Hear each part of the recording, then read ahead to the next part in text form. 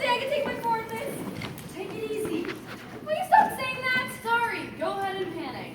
What do you think I'm doing? Somebody's trying to get me fired, close the theater down, and the fire marshal's in there, grilling the critics. Hey, you got your health. Look at the bright side. And that is? At least Cleo and I got in the office and cleaned everything up before the fire marshal took it over. Well, thank you for that. Now, don't you feel better? Oh, I guess. I thought a little later might help you clear your head.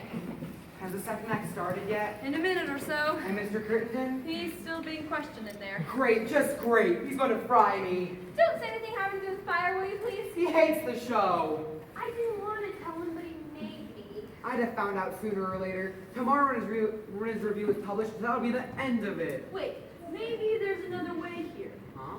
Rosemary, what are you talking about now? Just this. Now stick with me because it's a little complicated.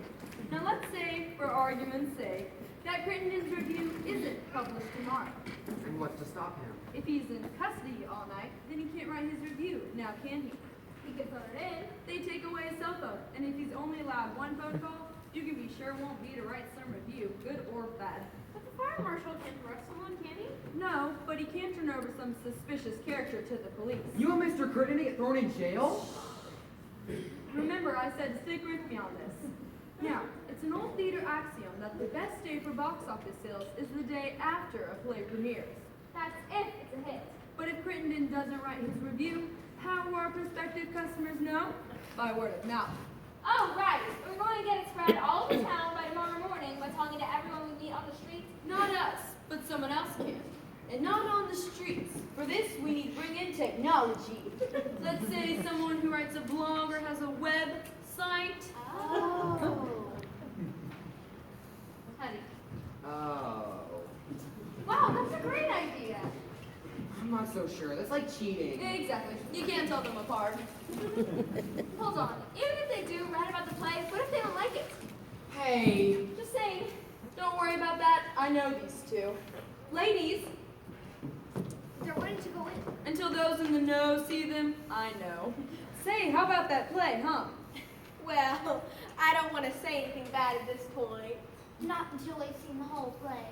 Of course, after all, we are nothing if not objective. Wow, you caught that already? Yes, we... Huh? The objective and the subjective. This show is fraught with it. It is? I mean, it is. I knew you two would pick up on that immediately, if anybody would. The underlying current of raw emotion, the pristine yet panoramic scope of desire played against the golden age with all its harsh and unfeeling restrictions. Not so fast. Rosemary, what are you doing? Don't interrupt, boy, I'm on a roll. How do you mean? After all, there are only two characters in the show, and Mark Twain was a humorist. But set against his sage and wry illusions is the tragic and even overwhelming plight of Van Gogh. His terrors, his angst, as the title says, human condition in paint and prose. Paint and prose, sight and sound. It's tragically comedic. It's hilariously poignant. Wow. Also, if you come to the play, you'll be seen by all of the best people. Good stuff. Of course. Why, it was evident from the opening of the play when it seemed as if Van Gogh was late on his entrance. He was late? Of course, I don't have to tell you two. You're far above any pedestrian explanations from this old theater horse. This play is great. Now, hold on. I don't mean to be putting words in your mouths. I just... No, we're glad to hear all this.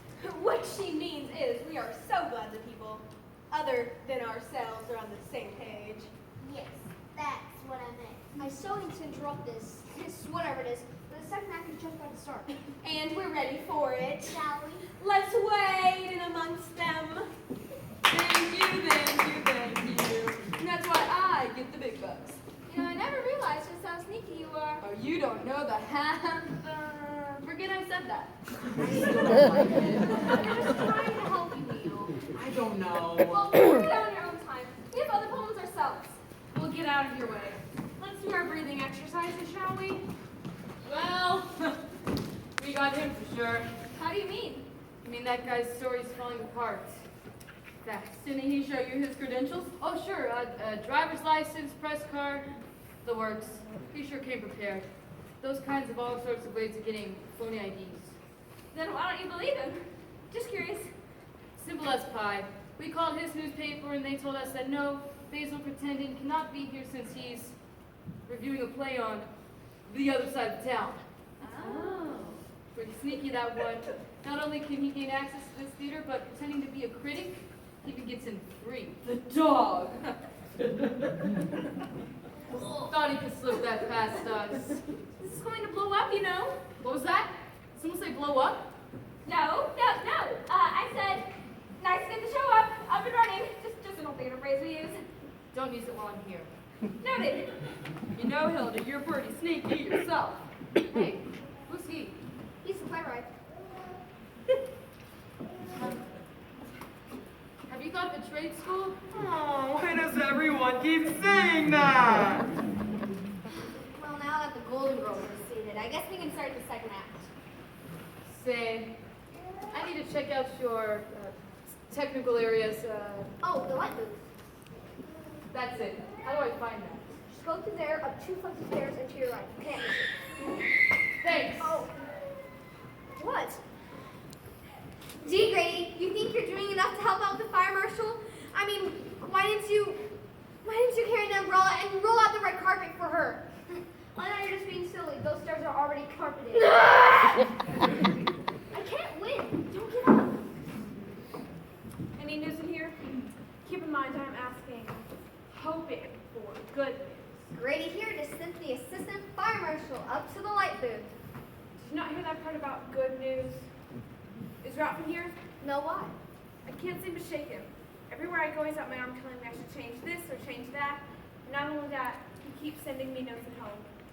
Well, at least he's trying to improve himself. He's a jerk. Grady, I have a feeling this may be the beginning of the beautiful friendship. Are they still holding Mr. Crittenden in there? Right there in my office. Hilda, this is starting to get out of hand. I know, Mrs. Abernathy, we're doing all we can. I don't have to call my husband or wait for this butterfly college to come down here. You won't. Please believe me. I won't let it come to that. What do you mean? Mrs. Abernathy, I love this old theater just as much as you and your husband do. I used to come here when I was just a little girl. My mother would bring me and we'd see the most wonderful shows. Musicals, dramas, and wonderful comedies. It was the highlight of my teenage years. I think I'm going to cry. It became my dream that to someday, somehow, work here. And now I do. So you can see, it's not just an old building to me. And before I let anything happen to it, I'll resign. Hilda, no! How will that do any good? If we can't clear this up, I'll say I caused all the wreckage and fire hazards. That it was up to go before I took over. And that it was through my sloppy managing that it come to this. You'll have to back me up on that. Don't ask me to do that. I can't lie. I mean, I can't lie without my heart being in it. Don't ask me to do that. Well, let's hope it doesn't come to that. Hilda, you can't be serious. Well, can you think of another way out of this? Yes, we need to find out who's really doing all of this. Miss Lancaster, it may be one of our competitors. No, we pretty much ruled that one out. I mean, who could it be? Good evening, all. Phoebe. Hello, Hilda. Look, Rosemary, it's Phoebe. Phoebe Van Schuyler, manager of the Barstow Playhouse. As I live and breathe. Unfortunately, so does she. Now, is that any way to be, Rosemary? I just dropped by because. Do you mind? Excuse me. As I was about to say, I just dropped by because I heard some dastardly rumor on the street. Gee, Phoebe, what were you doing on the street? Ha ha ha. Anyway, I just popped over to see if there was anything to it. And just what rumor is that? As if I don't know what you're going to say. Why, this place is falling apart and the fire marshal's here to shut it down. Oh, you heard that, did you? And I suppose you came to offer your kind condolences.